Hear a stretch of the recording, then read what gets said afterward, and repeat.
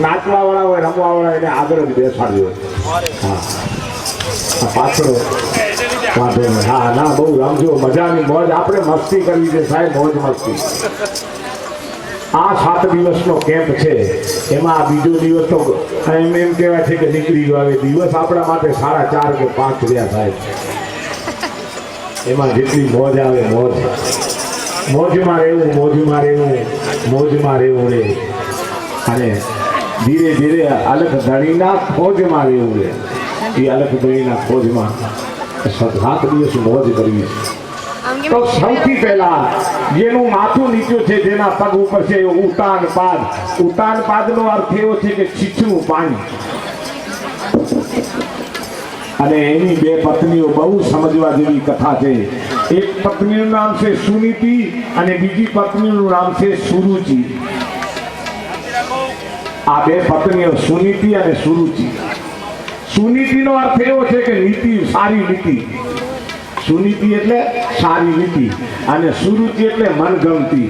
રાજાએ સુનીતિને એક દરવાજા મહેલના ખૂણામાં બેસાડી અને સુરુચિને પટરાણી બનાવી છે સાહેબ આની કથા છે આજે આ માણસોને સુનીતિ પસંદ નથી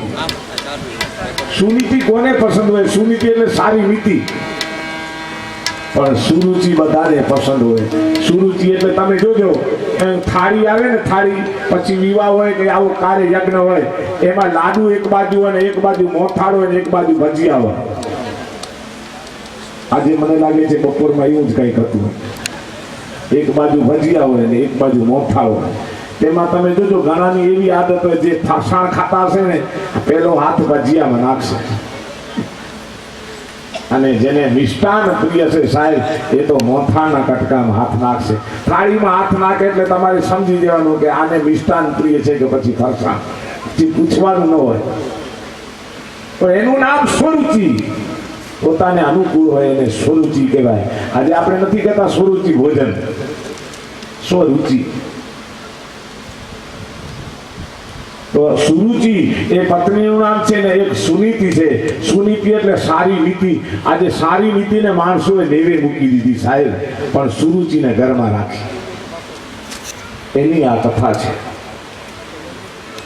ઉતારપાદનો અર્થ એવો છે કે વ્રત કરે પણ વ્રત એનું ટકે નહીં